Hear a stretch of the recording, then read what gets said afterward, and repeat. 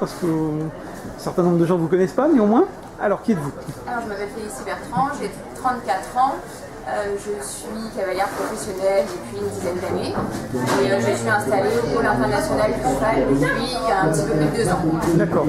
Alors vous avez les chevaux vous appartiennent ou c'est des chevaux qui sont à des propriétaires? Je commence à avoir quelques chevaux à moi, j'achète. La plupart sont des chevaux de clients. D'accord. Je confie leurs chevaux dans un but commercial ou juste dans un but de valorisation. Alors vous avez commencé la compétition depuis combien de temps? Ou en fait vous êtes dans le cheval depuis combien de temps? Je monte depuis que je suis toute petite parce que mes parents sont dans le milieu. Mon père a toujours été cavalier. Il a une grosse écurie de propriétaire en 95 à Isle-Adam. C'est là que vous avez commencé? Ouais. Ma mère, en fait, son papa, c'est l'éleveur de Royal Phonie. Mes 2 parents étaient cavaliers eux-mêmes, donc j'ai baigné dedans. Directement, vous êtes tombé dans la potion magique, d'accord? Exactement. D'accord.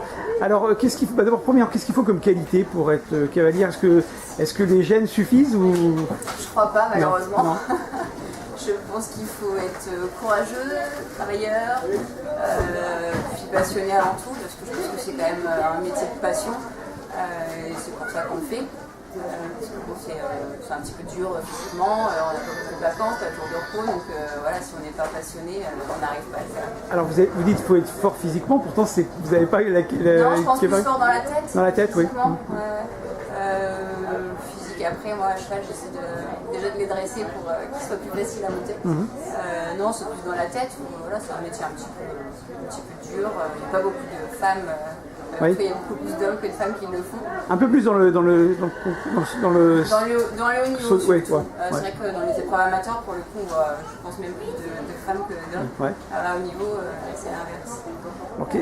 Alors pourquoi y a-t-il aussi peu de femmes? Je sais pas, peut-être parce que voilà, déjà c'est un peu dur.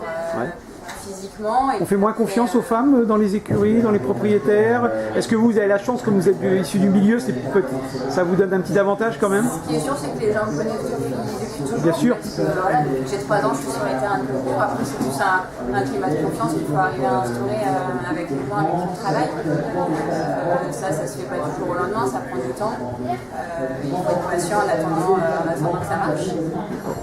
Après, les femmes font des enfants aussi, que ça les dissuade après de continuer. Ça, c'est à la peau dure, ce truc dans le milieu, dans le monde professionnel. Les femmes font des enfants, donc on leur fait un peu moins confiance?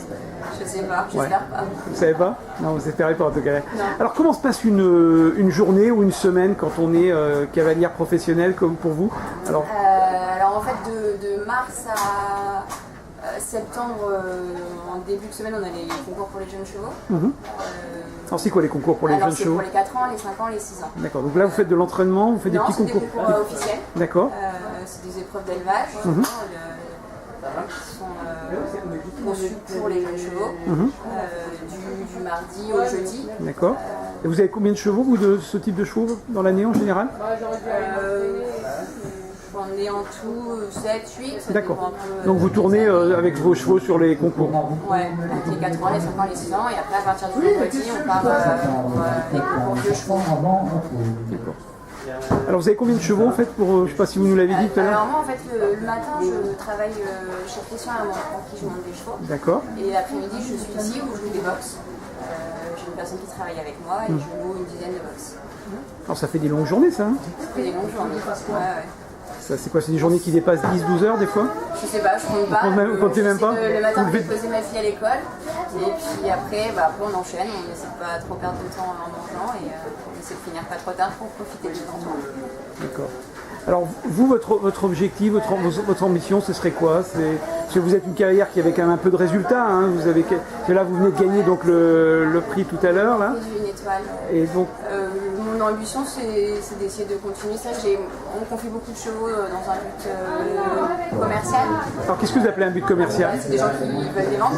Ah oui, d'accord. Donc vous les préparez pour ensuite être vendus. Je les prépare, j'essaie de les faire évoluer jusqu'à un moment où les gens vont les acheter. Et à ce moment-là, on les vend. Ouais, donc en fait, finalement, vous ne faites pas que monter, vous préparez aussi les chevaux. Ouais. Alors, si, je fais que monter. Vous faites que monter, d'accord. C'est la préparation, c'est le fait de monter les chevaux. Ouais, les monter tous les jours, les travailler, les faire évoluer, les emmener en cours. Savoir les attendre quand ils mettent un peu plus de temps que d'autres à se mettre en route. Alors, vous faites combien de concours dans une saison de mars à septembre, là? Tous les week-ends? Presque. Presque tous les week-ends. Presque. Donc ça fait beaucoup de déplacements aussi, parce que enfin, vous avez la chance en Normandie, il y a quand même pas mal on a de beaucoup concours. de concours pas loin, donc ça c'est déjà un avantage. Après on essaie aussi d'aller un petit peu plus loin justement pour essayer de voir d'autres gens. Et justement pour le commerce, c'est souvent bien d'aller voir un petit peu plus loin. Qu'est-ce que vous appelez plus loin? C'est hors de France? Pourquoi pas? Ouais, on va un petit peu en Belgique. Oui. Et après Suisse, un petit peu Allemagne. Ouais. Ça dépend aussi des concours qu'il y a et qui correspondent à nos choix. D'accord. Alors vous habitez où? Vous m'avez dit, pardon, je suis peut-être J'habite à Saint-Hilaire, à côté oui, de Pont-l'Évêque. juste près de Pont-l'Évêque, d'accord. Et là vous êtes sur une exploitation, sur un Non, dans un haras? non. Ah non, vous n'avez pas, d'accord. Je loue un appartement. Ah oui, vous n'avez pas de non, haras, d'accord. non, pour le temps que j'y passe, pour l'instant, ça me suffit. D'accord. Et vous aimeriez avoir la même activité que votre papa ou pas? À l'avenir? Pas vraiment. Pas vraiment, non. Pas vraiment. Mon papa, il a une écurie, il a 90 chevaux de propriétaires. Ah ouais. Ah oui. C'est énorme. Pour le coup, il part en concours avec 20 personnes qui coachent. C'est vraiment Ah ouais, complètement différent, c'est vraiment une grosse entreprise quand même. Ouais, mais voilà, c'est le coaching qui le passionne, il adore ça. Je sais pas si je fais ce qu'il fait. Et vous aimeriez travailler avec lui? Vous avez déjà travaillé avec lui? Ouais, toute mon enfance, c'est lui Oui. qui m'a appris à monter à cheval. Jusqu'à 18-19 ans, j'ai monté avec lui. Et après, je suis partie voir ce qui se passait ailleurs. Pour apprendre un peu plus, d'accord. Eh bien très bien, je vous remercie beaucoup Félicie. Eh ben, bonne saison.